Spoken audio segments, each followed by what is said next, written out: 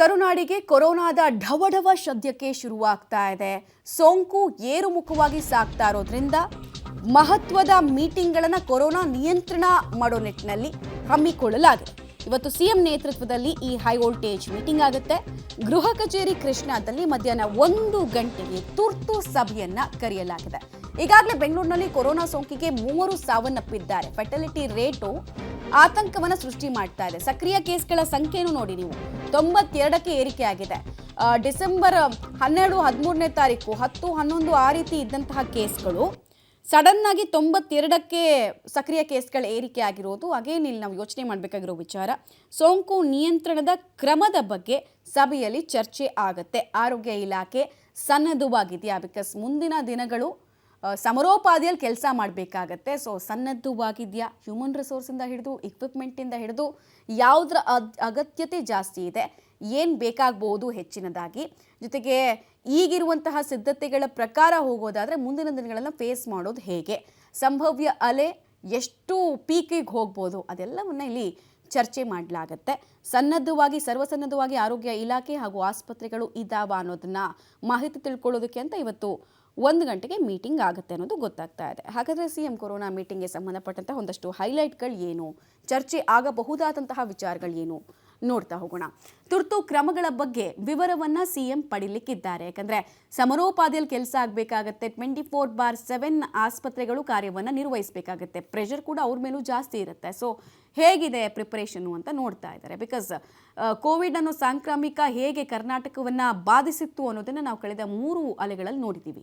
ಔಷಧಗಳ ದಾಸ್ತಾನು, testing kit ಖರೀದಿ ಹಾಗೂ PPE ಕಿಟ್ಗೆ ಸಂಬಂಧಪಟ್ಟಂತೆ ಸ್ಟೇಟಸ್ ಏನು ಅನ್ನೋದನ್ನು ಚೆಕ್ ಮಾಡ್ತಾ ಇದ್ದಾರೆ. ಯಾವ್ಯಾವ ಔಷಧಿಗಳ ದಾಸ್ತಾನಿದೆ, ಜೊತೆಗೆ ಟೆಸ್ಟಿಂಗ್ ಕಿಟ್ಗಳ ಪ್ರಮಾಣ ಎಷ್ಟಿದೆ, ಒಂದು ದಿನಕ್ಕೆ ಎಷ್ಟು ಬೇಕಾಗುತ್ತೆ ಮುಂದೆ. ಅಂದರೆ ಸಾರ್ವಜನಿಕವಾಗಿ ಇನ್ನೂ ದೊಡ್ಡ ಮಟ್ಟದಲ್ಲಿ ಟೆಸ್ಟಿಂಗ್ ಆಗ್ತಾ ಇಲ್ಲ. ಅಂದರೆ 1000, 2000, 3000 ಟೆಸ್ಟಿಂಗ್ ಮಾಡಿದಾಗ ಇನ್ನೂ ಜಾಸ್ತಿ ಪ್ರಕರಣಗಳು ಬರುತ್ತೆ. ಸೊ ಅಷ್ಟೆಲ್ಲ ಲಭ್ಯತೆಗಳಿದೆಯಾ, ಎಲ್ಲೆಲ್ಲಿ ಹೆಚ್ಚು ಮಾಡಬೇಕಾಗತ್ತೆ, ಜನಸಂದ್ರತೆ ಇರುವಂತಹ ಪ್ರದೇಶಗಳು ಯಾವುದು ಮಾರ್ಕ್ ಮಾಡಿದ್ದೀರಾ, ಲಾಸ್ಟ್ 3 ಅಲೆಗಳಲ್ಲಿ ಕೋವಿಡ್ನ ಹಾಟ್ಸ್ಪಾಟ್ ಆಗಿದ್ದಂತಹ ಜಿಲ್ಲೆಗಳು ಯಾವುದು, ಅದೆಲ್ಲವನ್ನು ಚೆಕ್ ಮಾಡ್ತಾರೆ. ಮತ್ತು ICU ವೆಂಟಿಲೇಟರ್ ಜೊತೆಗೆ ಆಕ್ಸಿಜನ್ ಪ್ಲಾಂಟ್ ನಿರ್ವಹಣೆ ಬಗ್ಗೆ ಕೂಡ ಮಾಹಿತಿಯನ್ನು ಪಡ್ತಾರೆ. ಬಿಕಾಸ್ ಕೊರೋನಾದ 2ನೇ ಅಲೆಯಲ್ಲಿ ಅತಿ ಹೆಚ್ಚು ಜನರಿಗೆ ಸಮಸ್ಯೆ ಆಗಿದ್ದು, ಆಕ್ಸಿಜನ್ ಸಿಲಿಂಡರ್ಗಳು ಸಿಗದೆ ಅನೇಕರು ಸಾವನ್ನಪ್ಪಿದ್ದು ಇದೆ ನಮಗೆ ಕಣ್ಮುಂದೆನೆ.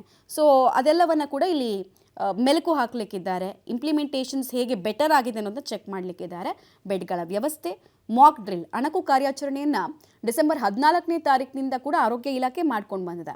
ಸೊ ಅದರ ಸ್ಟೇಟಸ್ ಏನು ಅಂತ ಕೂಡ ಚೆಕ್ ಮಾಡ್ತಾರೆ. ಮತ್ತು ತುಂಬ ಜನಕ್ಕೆ ಬೂಸ್ಟರ್ ಡೋಸ್ನ ಅವಶ್ಯಕತೆ ಇರುತ್ತೆ. ಈಗ 60 ವರ್ಷ ಮೇಲ್ಪಟ್ಟವರಿಗೆ, ಜೊತೆಗೆ ನಮ್ಮ ಹೆಲ್ತ್ ಇಮ್ಯುನಿಟಿ ಸಿಸ್ಟಮ್ ವೀಕ್ ಇದ್ದವ್ರಿಗೆ. ಸೊ ಅದೆಲ್ಲ ಆಗ್ತಾ ಇದೆಯಾ, ಅದರ ಸ್ಟೇಟಸ್ ಯಾವ ರೀತಿ ಇದೆ.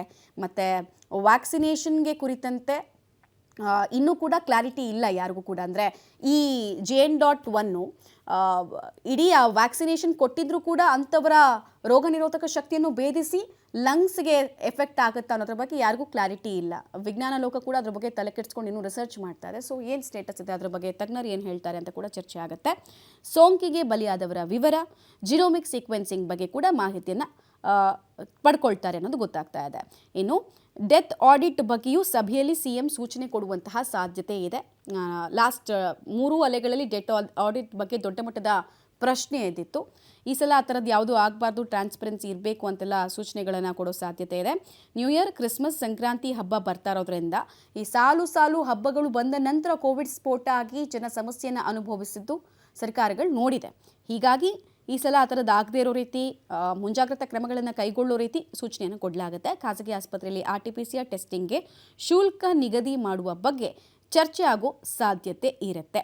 ಮುಂದಿನ 1 ತಿಂಗಳಿಗೆ ಬೇಕಾದಂತಹ ಔಷಧಿ ಖರೀದಿ ಮಾಡೋ ಬಗ್ಗೆ ಕೂಡ ವರದಿಯನ್ನು ಇಲ್ಲಿ ತರಿಸಿಕೊಳ್ಳಲಾಗುತ್ತೆ ಅನ್ನೋ ಮಾಹಿತಿ ಲಭ್ಯ ಆಗ್ತಾ ಇದೆ. ಹೆಲ್ತ್ ಎಕ್ಸ್ಪರ್ಟ್ಸ್ ಜೊತೆಗೆ ಆರೋಗ್ಯ ಇಲಾಖೆ ಅಧಿಕಾರಿಗಳು ಎಲ್ಲರೂ ಕೂಡ ಈ ಸಭೆಯಲ್ಲಿರ್ತಾರೆ. ಎಲ್ಲರ ವ್ಯೂವನ್ನು ತೆಗೆದುಕೊಂಡು ಮತ್ತು ಮೊನ್ನೆ ಆರೋಗ್ಯ ಇಲಾಖೆಗೆ ಸಂಬಂಧಪಟ್ಟಂತಹ ಕೇಂದ್ರ ಆರೋಗ್ಯ ಇಲಾಖೆ ಏನೇನು ಸೂಚನೆಗಳನ್ನು ಕೊಟ್ಟಿದೆ, ಯಾವುದನ್ನು ಅಳವಡಿಸ್ಕೊಳ್ಳಾಗಿದೆ, ಯಾವುದಕ್ಕಿನ್ನೂ ಟೈಮ್ ಹಿಡಿತಾ ಇದೆ, ಮತ್ತು ಯಾವ ಏರಿಯಾದಲ್ಲಿ ಪ್ರಾಬ್ಲಮ್ ಕಂಡು ಬರಬಹುದು, ಅಂದರೆ ಆಕ್ಸಿಜನ್ ಇರಬಹುದು, ICUಗಳಿಗೆ ಸಂಬಂಧಪಟ್ಟಂತೆ ಇರ್ಬೋದು, ಅಥವಾ ಟೆಸ್ಟಿಂಗ್ಗೆ ಸಂಬಂಧಪಟ್ಟಂತೆ ಇರ್ಬೋದು, ರಿಪೋರ್ಟ್ಗೆ ಸಂಬಂಧಪಟ್ಟಂತೆ ಇರ್ಬೋದು, ಅಥವಾ ಈ ಶುಲ್ಕವನ್ನು ದುಪ್ಪಟ್ಟು ವಸೂಲಿ ಮಾಡ್ತಾರೆ ಅನ್ನುವಂತಹ ವಿಚಾರಕ್ಕೆ ಸಂಬಂಧಪಟ್ಟಿರ್ಬೋದು. ಎಲ್ಲೆಲ್ಲಿ ಪ್ರಾಬ್ಲಮ್ಸ್ ಬರುತ್ತೆ ಅಲ್ಲೆಲ್ಲ ಡಾಟ್ ಮಾಡಿ ಅದನ್ನು ಸರಿಪಡಿಸೋ ಕೆಲಸವನ್ನು ಇವತ್ತಿನ ಸಭೆಯಲ್ಲಿ ಮಾಡಲಾಗತ್ತೆ ಅನ್ನೋ ನಿರೀಕ್ಷೆ ಇದೆ. ಕೊರೋನಾ ನಿಯಂತ್ರಣದ ಜೊತೆಗೆ ಆರೋಗ್ಯ ಇಲಾಖೆ ಕೆಪಾಸಿಟಿಯನ್ನು ಹೆಚ್ಚಳ ಮಾಡೋ ನಿಟ್ಟಿನಲ್ಲಿ ಆದ್ಯತೆಯನ್ನು ಸರ್ಕಾರ ಈ ಸಲ ಕೊಟ್ಟಂಗೆ ಕಾಣಿಸ್ತಾ ಇದೆ.